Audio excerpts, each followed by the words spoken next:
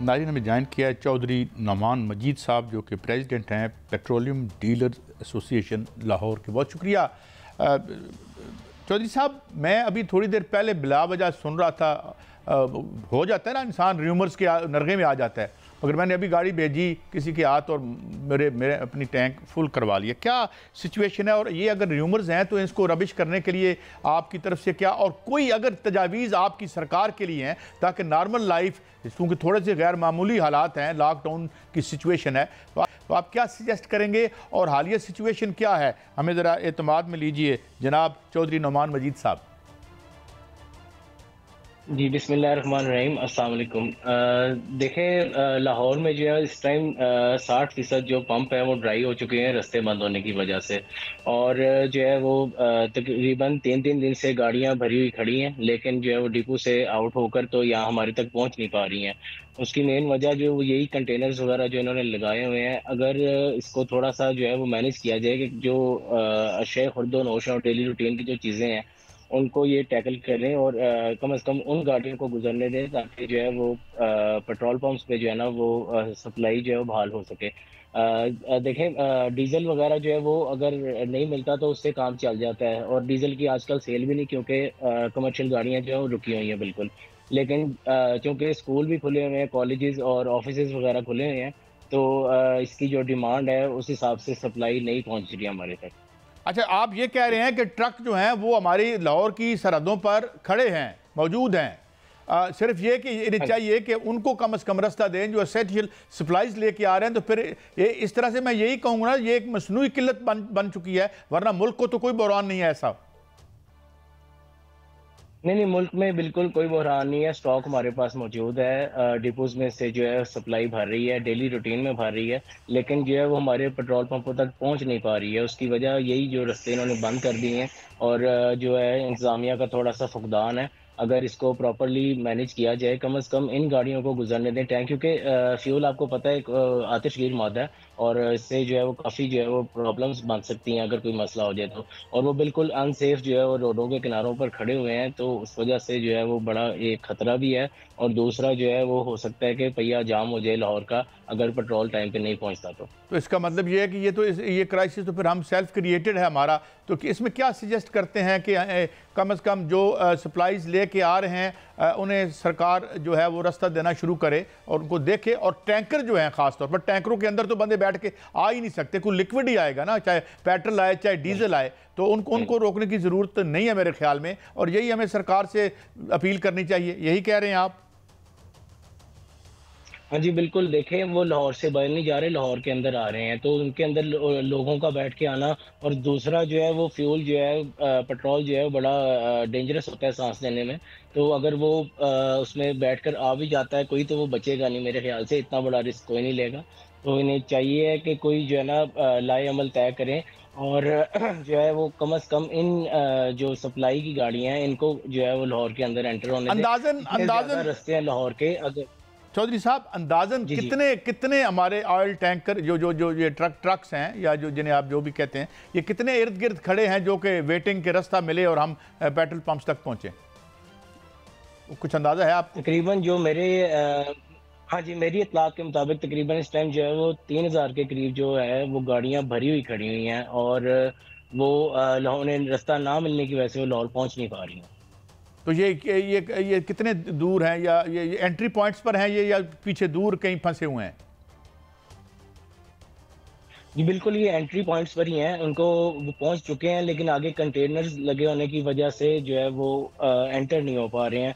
बिल्कुल entry points पर खड़े हैं, अगर ये जैसे ही चलें, रास्ते मतलब खुलते हैं ये तो एक तो सप्लाई जो है वो ऐसा बहाल हो सकती है। नौमान मजीद साहब मसला मेरे ख्याल में थोड़ी सी इंटेलिजेंस और थोड़ी सी कॉमन सेंस के साथ हल हो सकता है, और हमें क्राइसिस लाइक सिचुएशन जो है उसे आज ही अरेस्ट कर लिया जाए, रोक लिया जाए, क्योंकि 3000 ट्रक भरा हुआ वहाँ पर मौजूद है। और फिर ये भी बात उन्होंने कही कि भाई ये अंदर आ रहे हैं, बाहर नहीं जा रहे, तो उनको अंदर आने दें, डोंट बी पैनिक्ड। नाज़रीन, हमें मारूफ ताजर रहनुमा जनाब नईम मीर साहब ने ज्वाइन किया, बहुत शुक्रिया नईम मीर साहब। नईम मीर साहब, पहले तो ये था कि लॉकडाउन था, ज़ाहिर स्मॉग का बहुत खौफनाक इशू था, कुछ थोड़ा रिलीफ मिला है, मैं आज नंबर्स देख रहा था, पर अगर उसके साथ वो ख़त्म हुआ तो अब एक लॉकडाउन की सिचुएशन पॉलिटिकल वजूहात की बिना पर है। अभी मैं एक पेट्रोलियम डीलर एसोसिएशन के प्रेसिडेंट से बात कर रहा था कि 3000 ट्रक लाहौर के इर्द गिर्द खड़े हैं पेट्रोल लेकर, मगर यहाँ 60% जो पेट्रोल पंप्स हैं वो खुश्क हो गए हैं।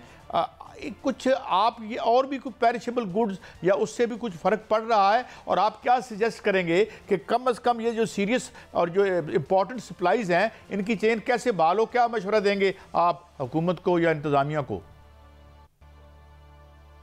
देखें, बात ये है कि ये जो एहतजाज है ये नज़र आ रहा है कि ये प्रोलॉन्ग होगा, और ये भी नज़र आ रहा है कि इसका स्पिल ओवर इफेक्ट भी आएगा। यानी अगर ये एहतजाजी जो हैं ये वहाँ जाकर बैठ जाएंगे और फिर ये पूरे मुल्क से लोगों को दावत देंगे कि डी चौक पहुँचें, तो ये पूरे मुल्क के अंदर ये एक्टिविटी दोबारा स्टार्ट हो जाएगी। और अगर ये इसी तरह लॉकडाउन और प्रोलॉन्ग कर गया तो ताजरों का तो बहुत ज़्यादा मुआशी नुकसान हो जाएगा, और ताजर जो हैं वो इस वक्त खुद बहुत परेशानी के आलम में है। एक तरफ तो आपने अशियाए ज़रूरिया की बात की और एक तरफ आपने पेट्रोलियम की बात की, पेट्रोलियम आइटम्स की बात की। इसके साथ साथ जो ओवरऑल बिजनेस एक्टिविटी है वो भी तो हॉल्ट होके रह गई है। अब ऐसी सूरत हाल में जहां एक तरफ आप समझते हैं कि मईशत ना चल रही हो और ऊपर से आगे जो है वो मईशत पर एक और वार हो जाए, तो ये तो एहतजाजियों को भी सोचना है और हुकूमत को भी सोचना है कि इसमें से रास्ता कौन सा निकालना है। और ये एहतजाजी जो है जो एहतजाज कर रहे हैं इससे जो है ये अब इसको निपटना है। कैसे निपटना है, मैं बारे में अगर कोई सख्त बात करूंगा तो शायद ये सख्त बात को इस तरह लिया जाए कि शायद मैं एक किसी पॉलिटिकल एजेंडे पर बात कर रहा हूं और मैं इनके खिलाफ क्रैकडाउन की बात कर रहा हूं। बट इस मसले को जिस तरह मर्जी हल करें, ये ताकत से हल करें, रियासत अपनी रिट इस्तेमाल करके इस मसले को हल करे, कोई बातचीत का दरवाज़ा खोल के हल करे, किसी डील के ज़रिए इस मसले को हल करें, इस मसले को खुदारा हल करें, क्योंकि ये मसला जो है ये पाकिस्तान को नुकसान पहुंचा रहा है, पाकिस्तान के आम आवाम को नुकसान पहुंचा रहा है। और ये मसला जितना ज़्यादा प्रोलॉन्ग हुआ उससे तमाम सप्लाई चेन टूट जाएगी और अशियाए ज़रूरिया और दीगर अशिया की किल्लत भी होगी और ताजरों के साथ जो है उनका मुआशी नुकसान भी होगा। ये तो फिर आप ठीक कह रहे हैं ना, दोनों अतराफ को सोचना चाहिए कि जो है वो ये जो इवन मैं सुन रहा था कि पेरिशेबल गुड्स जो हैं, वेजिटेबल्स हो गई या इस तरह से फ्रूट्स हो गए, वो सारे यहाँ तो पैदा नहीं होते, बाहर से भी बहुत कुछ आता है। तो वो ताजरों के नुकसान के अलावा यहाँ पे अंदर लोगों का क्या हाल होगा जो है वो। अब अभी फ्यूल की बात कर रहे थे, फिर देखें अद्वियात भी सारी लाहौर में तो नहीं बनती, मेरे ख्याल में वो भी कुछ बाहर से आती होंगी। तो मेरे ख्याल में ये इन दोनों को बैठ के कम से कम इस पे तो सोचना चाहिए कि कम से कम जो नॉर्मल ज़िंदगी है वो मुतासर ना हो। मीर साहब जी बिल्कुल, आप बजा फरमा रहे हैं और मैं भी इसी की वकालत कर रहा हूँ और मैं आप ही के मौक़िफ़ को दोहरा रहा हूँ कि ये मसला जो है अव्वल तो पैदा ही नहीं होना चाहिए था। अगर ये मसला पैदा कर दिया गया, हो गया, जिस बना पर हुआ, जिस मजबूरी की बना पर हुआ, और ये रियासत जो है, मैं माजरत चाहूँगा, मैं बहुत माजरत चाहूँगा ये कहते हुए कि रियासत ने कमज़ोरी दिखाई है कि जो इनको डी चौक तक पहुँचने दिया है, इनको किसी सूरत डी चौक तक ना बैठने दिया जाए और आज ही इस्लामाबाद सारा खाली करवाया जाए। मेरा ये मुतालबा है, क्योंकि अगर ये डी चौक में बैठ गए तो इनकी दूसरी कॉल पूरे मुल्क के लिए चलेगी और ये पूरे मुल्क से लोगों को बुलाएंगे। तो क्या पूरे मुल्क के रास्ते और शाहराहें हम बंद करके रखेंगे? आखिरकार हमें इन शाहराहों को खोलना है। जब नॉर्मल जिंदगी के लिए इन शाहराहों को हम खोलेंगे तो ये सारे जो एहतजाजी हैं जो इस वक्त अपनी मुख्तलिफ पनाहगाहों में छुपे हुए हैं, ये सारे निकलेंगे और ये मुसाफिरों के रूप में दोबारा डी चौक का रुख करेंगे। वहां पर तो लोग इकट्ठे हो जाएंगे और फिर क्या वहां पर लाशें गिरेंगी, क्या वहां पर शेलिंग होगी, लड़ाई होगी, झगड़ा होगा, फसाद होगा। तो ये तो पूरा मुल्क जो है ये आतिश जो है, ये आग पूरे मुल्क को घेर लेगी।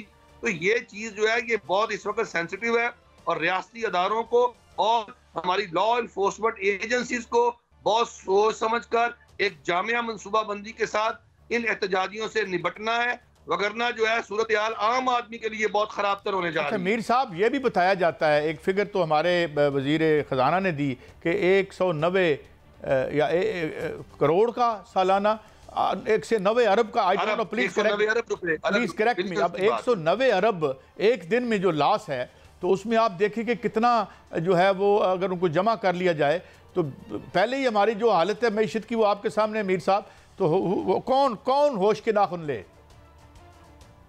देखें 375 अरब डॉलर की हमारी टोटल जीडीपी है। अगर इसको 365 दिनों पे डिवाइड कर लें आप, तो एक दिन का 1 बिलियन डॉलर से ज्यादा का तो जीडीपी का नुकसान बनता है। हमारा 13,000 अरब रुपए का हमने रेवेन्यू इकट्ठा करना है।